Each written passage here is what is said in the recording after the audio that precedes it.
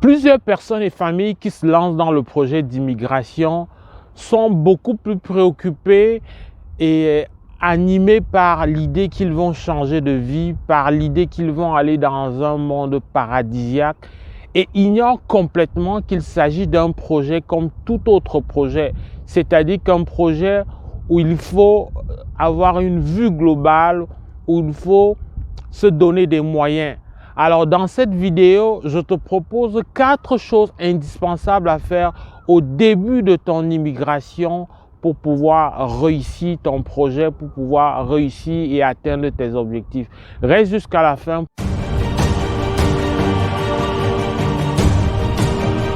Je suis Valérie Kamdem, je vis au Québec, je suis enseignant. Dans le cadre de ma chaîne Afrique Éducation, je donne des conseils, des informations et des formations même aux parents, élèves, prioritairement africains qui se trouvent partout dans le monde.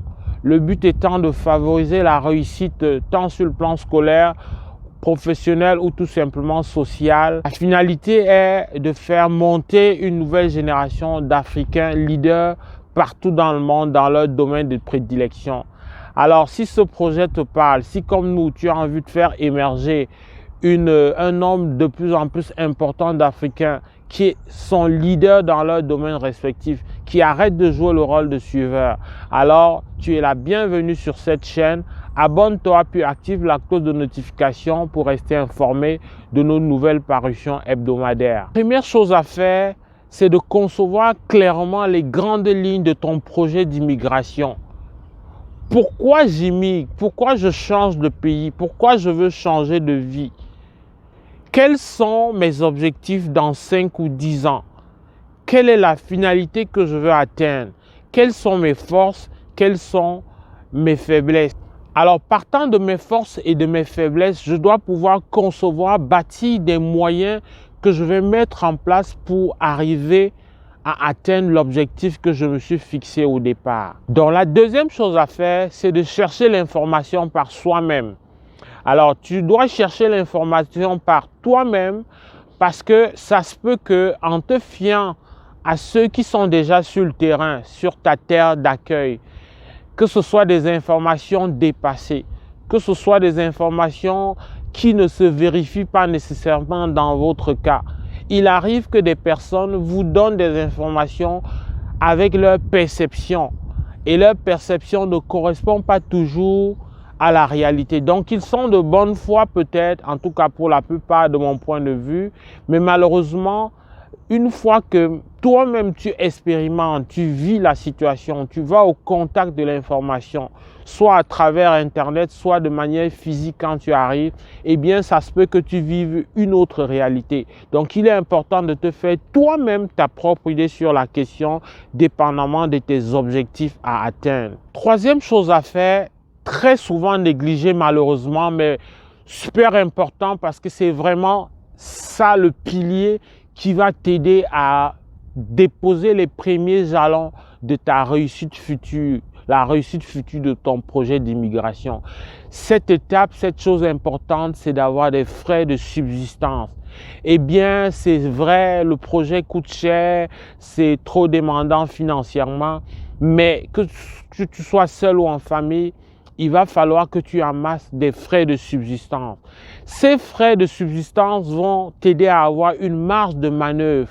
Ces frais de subsistance vont t'éviter d'aller tout de suite vers des métiers qui vont t'éprouver physiquement, qui vont te prendre du temps, qui vont t'empêcher d'être concentré sur ton objectif et sur tes démarches de nouvel arrivant. Alors, ces frais de subsistance qui peuvent être de l'ordre de 6 000 $ environ, pour une famille de 4 personnes, dont 2 adultes, 2 enfants, vous pouvez moduler ça, ajouter 500 $ ou 300 $ pour chaque personne de plus environ.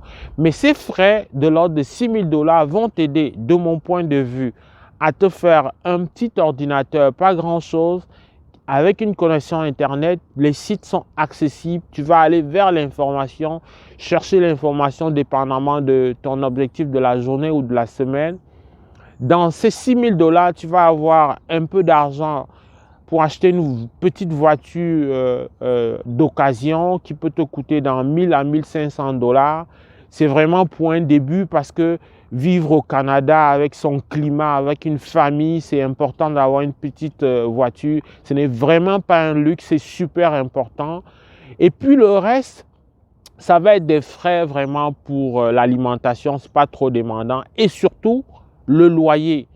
Plusieurs font le choix d'aller s'installer chez des amis, chez des membres de la famille. Mais je vous dis, et là je vous parle parce que je l'ai expérimenté, je l'ai vécu. Je ne vais pas dire que j'ai eu une grande réussite, mais sur ce point-là, je peux vous dire que c'est très aidant de faire les démarches pour son loyer dès le pays. C'est sûr que vous pouvez vous appuyer sur quelqu'un pour déjà avoir votre maison et donc dès la descente d'avion, vous installer directement.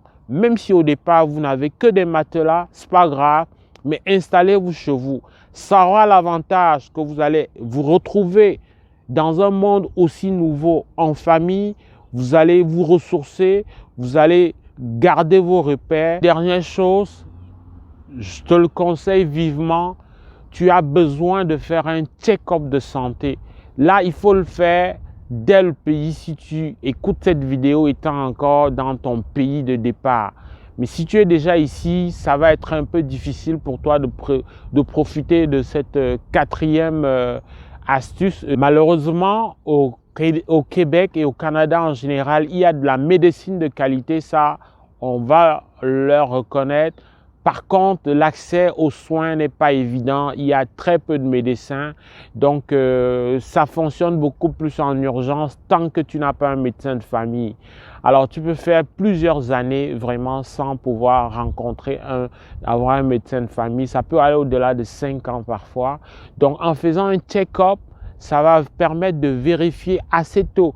Est-ce que tout va bien au niveau physique, au niveau voilà, de ta santé, de la santé du reste de la famille.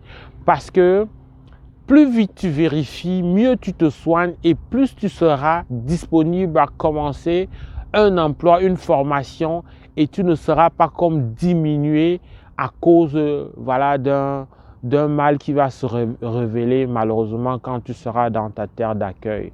Alors dans cette vidéo, je t'ai proposé 4 choses à faire absolument dès que tu entreprends ton projet, dès que tu es sur la route de départ pour le Canada. C'est important de regarder ça, de le mettre en pratique. Si tu as aimé la vidéo, like, partage, écris-nous en commentaire, partage-nous ton expérience. Si tu es déjà arrivé, dis-nous comment tu as fait lors de tes premiers jours. Partage avec nous pour que la communauté en profite.